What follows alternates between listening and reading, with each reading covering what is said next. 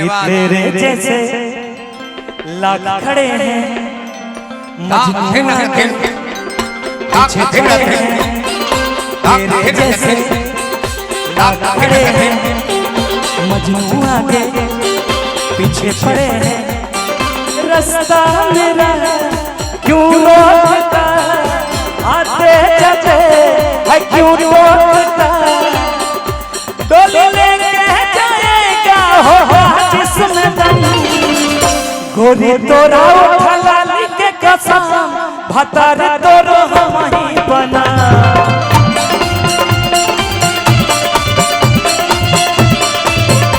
गोरी तोरा उठा लाली के कसम भतार तोरो हम ही बना।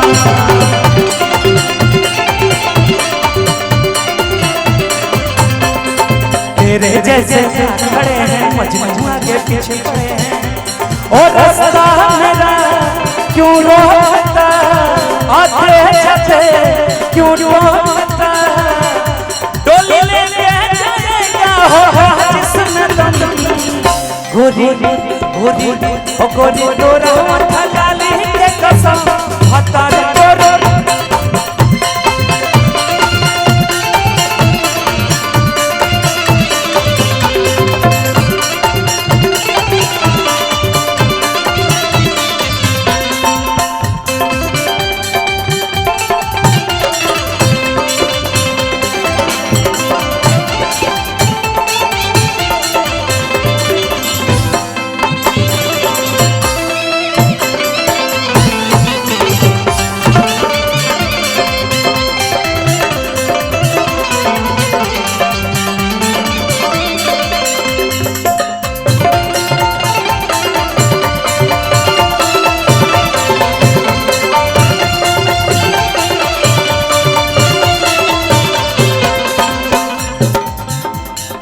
लड़की पटाना क्या है तेरा धंधा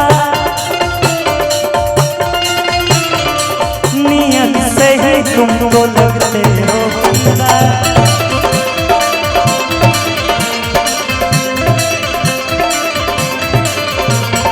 और इतना ना थोड़े जाने बोला बबुनी हो बोलिया लगा लगा रजवा में सुन के हमारा हो बोलिया।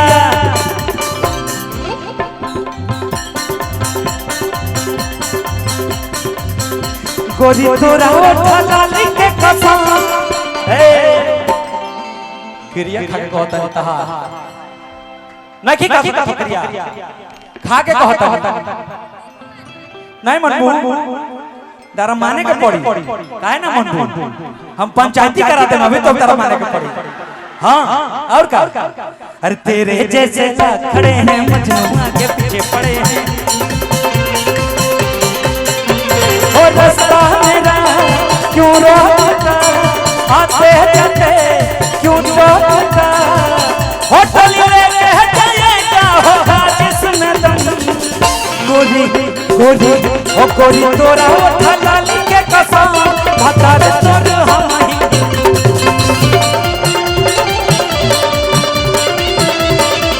ओ गोरी तोरा उठा लाली के कसम भतार तोरो हम ही बना।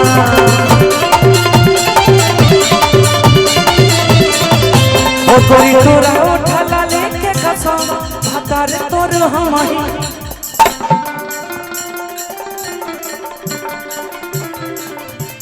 गोरी तोरा उठा लाली के कसम भतार तोरो हम ही बना। वो अपने खातिर भैया हमरा के देला वाह थैंक यू तुम भी। ओ गोरी तोरा उठा लाली के कसम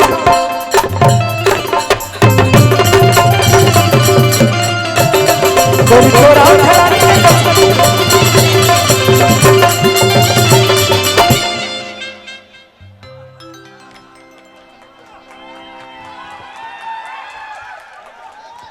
धन्यवाद इतने